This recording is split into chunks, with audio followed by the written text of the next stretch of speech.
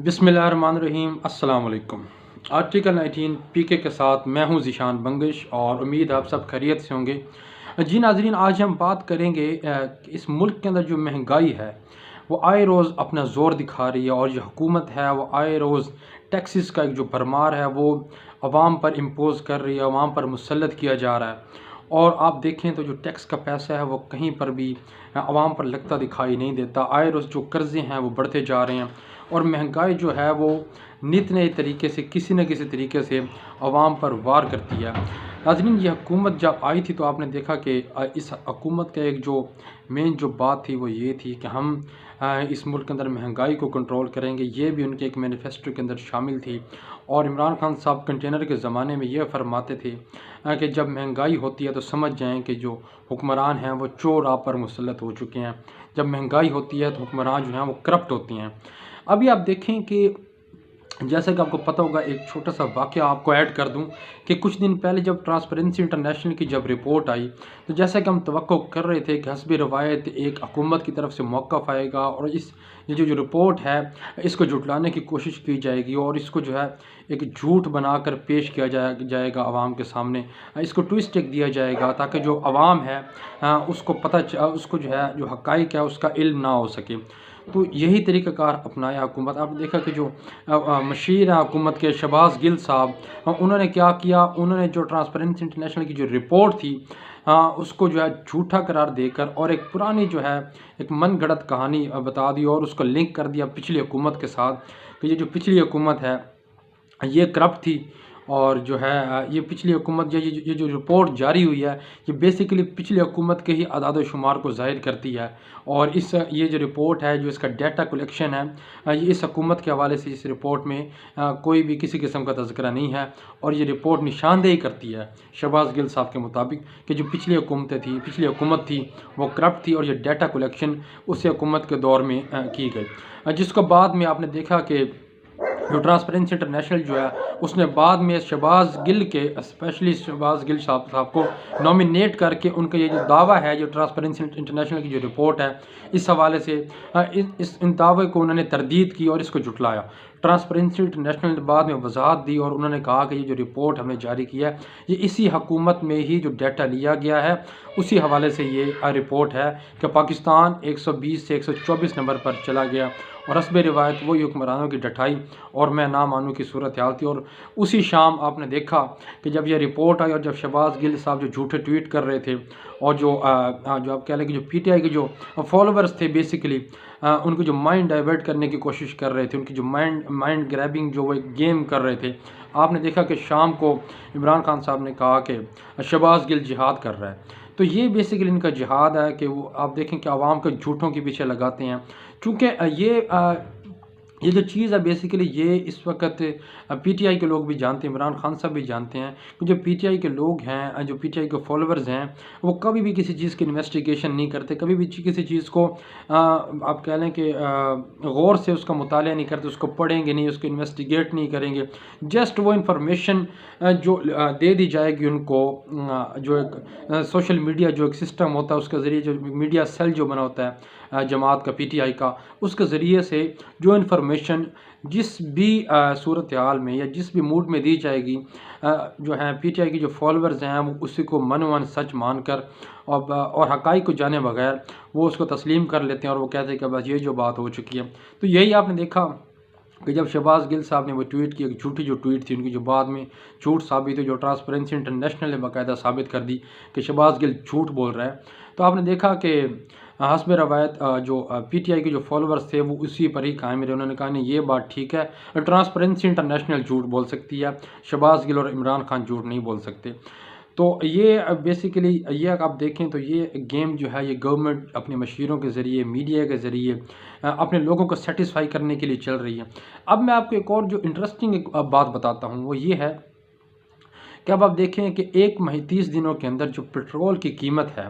वो 3 दफ़ा बढ़ चुकी है। पिछले महीने में 3 दफ़ा पेट्रोल की कीमत बढ़ी। और आप देखें अगर तो बेसिकली इस वक्त जो पीटीआई है या जो इमरान खान साहब हैं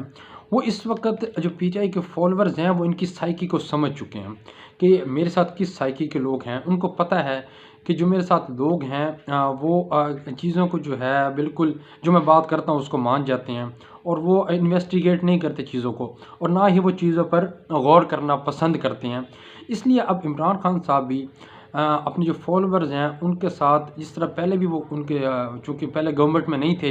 तो वो जो बयानात देते थे चलो आप एक दफ़ा उनको साइड पर रख दें, लेकिन उनको पता है कि जो लोग मेरे पीछे लगे हुए हैं उनका माइंड लेवल क्या है, ये बेहतर वो जानती हैं कि ये वो लोग मेरे पीछे लगे हुए हैं कि मैं जो भी बात करूँगा वो कहेंगे ये बिल्कुल ठीक है। चूँकि इमरान खान ने इस हद तक उनके जो माइंड्स हैं उनको कैच कर लिया है और वो बिल्कुल उनको पता है कि इमरान खान की वो बात को झुठलाएंगे नहीं। ये जो भी बात होगी अब वो समझते हैं बेसिकली इमरान खान साहब कि जो मेरे जो लोग हैं, जो पीटीआई के जो फॉलोअर्स हैं, ये जो वोटर्स हैं, उनके माइंड के साथ किस तरीके से खेला जाए, उनकी साइकी क्या है माइंड की। आप देखें तो जो एक आप कह लें कि जो कारनामा बार बार रिपीट किया जा रहा है वो ये है कि जब भी पेट्रोल की कीमत जो है उसकी जो प्राइस है वो जब भी बढ़ानी होती है पेट्रोल की, तो उससे पहले मतलब 3-4 दिन 5 दिन पहले एक सोशल मीडिया पर मुख्तलिफ़ ज़राए से और मुख्तलिफ़ जो उनके पास सोर्सेज़ होते हैं उनके ज़रिए से एक शोशा छोड़ दिया जाता है। पहले ओगरा की समरी आने से पहले भी शोशा छोड़ दिया जाता है कि ख़बर निकाल दी जाती है कि पेट्रोल की कीमत में 12 रुपए इजाफ़े का इम्कान। ये ख़बर चलती है, ये ब्रेकिंग बनती है, मीडिया है वो शुरू हो जाता है, मीडिया पब्लिक रिस्पॉन्स लेने लग जाता है कि इमरान खान साहब जो है वो 12 रुपए पेट्रोल की कीमत बढ़ाने लगे, आप क्या कहेंगे? तो आगे से जो भोले भाले लोग होते हैं वो आगे से कहते हैं कि जिस तरीके से वो रिस्पॉन्स देते हैं कि हम महंगाई के हाथों मारे गए, हम मर जाएंगे अगर 12 रुपए कीमत बढ़ी तो महंगाई और हो जाएगी, तो खुदा रहा हुकूमत पेट्रोल की कीमत ना बढ़ाए, ये इस तरह की बातें करते हैं। और वो इसी के ऊपर जो हुकूमती तर्जुमान है, मशीर है, जो मीडिया है और जो इमरान खान साहब वो इसी के ऊपर खेलते रहते हैं, इसको जस्ट ऑब्ज़र्व करते रहते हैं। एक ख़बर मार्केट के अंदर फेंक कर कि 12 रुपए लीटर पेट्रोल की कीमत हम बढ़ा रहे हैं, फिर उसी के ऊपर खेलते रहते हैं और खेल को देखते रहते हैं कि क्या हो रहा है। उसके बाद होता क्या है, उसके बाद जो ओगरा है फिर कुछ दिनों बाद ख़बर आती है कि ओगरा समरी अरसाल कर देता है और ओगरा की खबर चली आ जाती है टीवी पर, मीडिया पर, सोशल मीडिया पर कि ओगरा ने 12 रुपए लीटर पेट्रोल की कीमत में 12 रुपए लीटर इजाफे की समरी अरसाल कर दी। ये खबर चल जाती है, चले जी अरसाल हो गई समरी। फिर इस खबर पे जो है ना एक आप कह लें पूरी गेम चलती है कि ओगरा ने भी 12 रुपए की समरी भेज दिया। फिर खान साहब क्या करते हैं यकजब एक ख़बर फिर आती है कि इमरान खान ने 12 रुपए फ़ी लीटर पेट्रोल की कीमत में इजाफे की समरी मुस्तरद कर दी। चले जी मुस्तरद होगी, उसके बाद क्या हुआ, इमरान खान का पेट्रोल की कीमत में सिर्फ 3 रुपए लीटर इजाफ़ा करने का हुक्म या फ़ैसला, वो सिर्फ फ़ैसला करते हैं, जो दस्तखत करते हैं वो 12 रुपए का रिजेक्शन कर देते हैं और 3 रुपए इजाफ़ा कर देते हैं पेट्रोल की कीमत में। इससे फिर क्या होता है, फिर वो जो पीटीआई के जो लोग हैं स्पेशली, चूँकि जो आम लोग हैं, जो समझने वाले लोग हैं, वो इस वक्त समझ रहे हैं कि मुल्क के अंदर सिचुएशन क्या चल रही है और मुल्क के साथ क्या क्या खेल इस वक्त खेला जा रहा है। लेकिन जो पीटीआई के वर्कर्स होंगे, जो पीटीआई के फॉलोअर्स होंगे, वो चूँकि इस चीज़ को अभी तक एक्सेप्ट करने के लिए तैयार नहीं हैं, चूँकि वो एक रिसर्चर नहीं है, प्रॉपर इन्वेस्टिगेटर नहीं है वो लोग, जस्ट वो लोग हैं जो सोशल मीडिया फेसबुक पेजेस हैं उनसे मुतासिर है, कुछ ट्विटर हैंडल्स हैं उनसे मुतासिर हैं, मतलब दे डोंट नो कि किस तरीके से इन्वेस्टिगेट करना या रियलिटी है क्या, या वो जानना ही नहीं चाह रहे इसको। ये इस तरह के लोग हैं। तो जो आम लोग हैं वो तो पिट जाते हैं, वो तो रुल जाते हैं और वो फिर आपको दुहाइयाँ देते नज़र आते हैं कि ये क्या हो गया, पेट्रोल की कीमत 3 रुपये बढ़ गई। और जो आप कह लें इमरान खान के जो लोग होंगे, जो फॉलोअर्स होंगे, वो फिर आपको वाह वाह करते नज़र आएंगे और वो आपकी अप्रिशिएट करते नज़र आएंगे और वो कहेंगे कि देखा कि इमरान खान ने 12 रुपये जो लीटर के इजाफे की जो समरी थी उसको मुस्तरद कर दिया और 3 रुपये बढ़ाई है, और जस्ट वो सेटिस्फाई हो जाते हैं और मामला है वो जो है वो ठप होकर रह जाता है। आपको याद होगा कि जब पेट्रोल की कीमत 75 रुपये लीटर थी, 75 रुपीज़ जब थी, तो उस वक्त पेट्रोल की किल्लत हो चुकी थी और उस वक्त भी पेट्रोल की जब किल्लत हुई तो बजाय इसके इक़दामात लेने के सोशल मीडिया पर ट्रेंड चला गया कि इमरान खान माफिया को नहीं छोड़ेगा और बस अब माफिया ख़त्म हो गया, इमरान खान का मुकाबला माफिया से है, इमरान खान ब्लैकमेल नहीं होगा। ये खबरें चलती रहीं और पेट्रोल पूरे मुल्क में कहीं पर भी दस्तयाब नहीं हो रहा था, 75 रुपये लीटर। और ये सोशल मीडिया पर माइंड प्लेइंग गेम चलती रही लोगों के साथ। और फिर यकजक क्या हुआ, हम लोगों ने देखा कि इमरान खान जो माफिया से ना ब्लैकमेल होने वाला, उसने रातों रात ही पेट्रोल की कीमत 100 रुपये कर दी। और तब यही इमरान खान के जो पीछे लोग लगे हुए थे, उन्होंने कहा कि देखा ख़ान ने जो है ना पेट्रोल की जो दस्तयाबी है उसको यकीनी बनाया, इसके अलावा हल ही कोई नहीं था। मतलब 25 रुपये यक आप लोगों ने बढ़ा दिए और फिर आपको यही लोग डिफेंड करते हुए नज़र आए 100 रुपये लीटर पर भी। और अब भी यही लोग जो हैं वो आपको डिफेंड करते हुए नज़र आते हैं कि 12 रुपये की समरी मुस्तरद होगी और 3 रुपये अब सिर्फ इजाफा होगा, और जिसको नेक शगुन जो है वो तसव्वुर करते हैं। तो इस तरह के लोग जो हैं वो इमरान खान साहब के साथ हैं, जो उनको जो है बात को मनोन तस्लीम करते हैं और वो कहते हैं कि बस जो इमरान खान ने कर दिया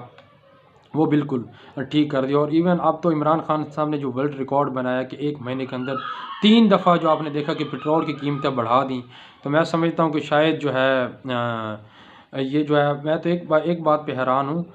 कि ये जो वर्ल्ड रिकॉर्ड का जो क्रेडिट है ये अभी तक शहबाज गिल साहब ने क्यों नहीं लिया। कि देखें तारीख़ में पहली दफ़ा ऐसा हुआ है कि जो पेट्रोल की कीमत है वो 3 दफ़ा सिर्फ इमरान खान साहब ने बढ़ाई है, और जब नेक हुक्मरान आते हैं तो तब पेट्रोल की जो कीमत है वो महीने में 3 दफ़ा बढ़ती है। अभी तक इस तरह का कोई भी ट्वीट हमारी नज़र से नहीं गुजरा या कोई भी एक्सप्लेनेशन हमारी नज़र से नहीं गुजरी। लेकिन जो एक चीज़ जो है वो तवक्को की जा रही थी और ये की भी जा सकती है, जिस तरह इस वक्त मुल्क के अंदर सिस्टम चल रहा है, वो ये थी कि चूँकि कल 1 फ़रवरी थी, तो हो सकता था कि शहबाज गिल साहब ये जो हुकूमती तर्जुमान है वो ये कह देते कि ये जो पेट्रोल की कीमत बढ़ी है ये 1 फरवरी 2018 की नून लीग की हुकूमत बढ़ा कर गई हुई है। ये भी उन्हीं के कारनामे, उन लोगों ने अपने दौर में ये पेट्रोल की कीमत बढ़ाई थी 1 फरवरी 2018 को, और अब हमें मजबूरन जो है वो बढ़ानी पड़ रही है। ये सारे मुआहदे उनका किया हुआ, सारी जो पेट्रोल की कीमत है बढ़ाई हुई है, ये पिछली हुकूमत ने बढ़ाई थी, इसलिए इसमें हमारा कोई कसूर नहीं है। ये नाज़रीन बात थी पेट्रोल के हवाले से जो इस वक्त मुल्क में सूरत हाल चल रही है। दूसरी जो एक अहम बात जिसकी इस वक्त आप कह लें कि जो पिछले 2-4-5 दिनों से एक डिस्कशन का टॉपिक बना रहा 3-4 दिनों से, वो अब देखें कि परवेज़ खटक साहब ने एक जगह पर जाकर स्पीच की और उन्होंने एक वहाँ पर कुछ बातें की। उन्होंने कहा परवेज़ खटक साहब ने कि अगर मैं ना चाहूँ तो इमरान खान की हुकूमत एक दिन भी नहीं चल सकती। ये मेरी मरहून मिन्नत है कि इमरान खान की हुकूमत इस वक्त चल रही है और हुकूमत को चलाने में मेरा कलीदी किरदार इमरान खान की हुकूमत को चलाने में। ये परवेज़ खटक साहब ने बयान दिया वहाँ पर। नाज़रीन अगर आप देखें तो परवेज़ खटक साहब वो शख्स हैं कि जिनको जिनको जो है पीटीआई के अंदर आपको पता है वो किन के कहने पर आए, और ये पीटीआई में आने वाले अर्ली मोस्ट जो आप पर्सनस कह सकते हैं ये उनमें से एक थे। और ये किन की तरफ से लाए गए और कौन लोग इनको पीटीआई में लेकर आए, ये सब लोग इससे बखूबी वाकिफ़ हैं। ये पीटीआई में आए, फिर पीटीआई में आने के बाद जो है आपने देखा कि इनको जो केपी गवर्नमेंट है उसका वज़ीर आला बनाया गया, इन्होंने वहाँ वज़ीर आला शिप संभाली, और फिर जो वहाँ पर परफॉर्मेंस हुई वज़ीर आला शिप के दौरान वो सब आपके सामने है। और अब आप देखें इनको जो है जब फेडरल में पीटीआई को लाया गया तो इनको दिफा का कलमदान दिया गया। तो अब दिफा का कलमदान जो लोग समझने वाले वो समझते हैं कि किस तरीके से वो दिया गया और दिफा की जो कलमदान है उसकी अहमियत क्या है और क्या सूरत हाल है उसकी। फिर आप देखें कि दिफा का कलमदान रखने वाले एक वज़ीर, आप उसके ज़रिए से ये कहलवा रहे हैं कि अगर मैं ना चाहूँ तो इमरान खान की हुकूमत नहीं चल सकती एक दिन भी। ये बेसिकली इसके अंदर एक जो चीज़ थी वो जस्ट एक पैगाम पहुंचाना था इमरान खान साहब को किसी तरीके से, और वो पैगाम जो है वो इमरान खान साहब को पहुंचा दिया गया परवेज़ खटक के ज़रिए। बेसिकली उनको एक जो कहने की जो लगाम डालनी थी, या कुछ हो सकता है कुछ जो चीज़ें हों इमरान खान की कहीं पर वो तजावुज़ कर रहे हों या कुछ पसंद ना आ रही हों कुछ लोगों को, तो उन्होंने परवेज़ खटक के ज़रिए जो है इस चीज़ को कंट्रोल करने की कोशिश की कि किस तरीके से ये जो है इमरान खान तक पैगाम पहुंच जाए, और डेफ़िनेटली वो लोग जो हैं वो पैगाम पहुंचाने में कामयाब हो गए जो उन्होंने पहुंचाना था।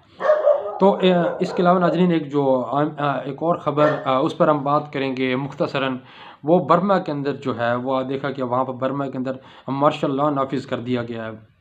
वहाँ के जो फ़ौजी हैं, वहाँ को जो फ़ौज की तरफ से, और फ़ौज ने वहाँ पर इक़्तिदार पर कब्ज़ा कर लिया, और जो आंग सांग सूची जो हैं उनको जो बर्मा के थे उनको जो है इक़्तिदार से हटा दिया गया है। और इनकी जो बेसिकली जो जब इलेक्शन हुआ बर्मा के अंदर नवंबर में, तो आपने देखा कि जो नेशनल लीग ऑफ डेमोक्रेसी जिसके ये आप हेड हैं उस जमात की, इन्होंने जब इंतखाबात लड़ा तो इस जमात को वहाँ पर कामयाबी हासिल हुई, और ये जो फ़ौज है वो इस जमात के ख़िलाफ़ थी वहाँ पर, और वो चाह रहे थे कि ये किस तरीके से वहाँ पर हार जाए। लेकिन जब वहाँ पर इलेक्शन हुआ तो भरपूर कोशिश करने के बावजूद भरपूर धांधली भी वहाँ पर की गई, चूँकि जो फ़ौज है वो नेशनल लीग ऑफ डेमोक्रेसी की जो अपोजिट पार्टी वहाँ पर खड़ी हुई थी, फ़ौज उसको वहाँ पर सपोर्ट कर रही थी जिस तरीके से भी कर रही थी, और फ़ौज ये चाहती थी कि किस तरीके से नेशनल लीग ऑफ डेमोक्रेसी को इलेक्शन के अंदर हार हो जाए और दूसरी जमात विन कर जाए। लेकिन वहाँ पर जब इंतखाबात का मार्का वहाँ पर हुआ तो नेशनल लीग ऑफ डेमोक्रेसी को वहाँ पर विन हुई। लेकिन आपने देखा कि उसके बाद जो सूरत हाल बनी,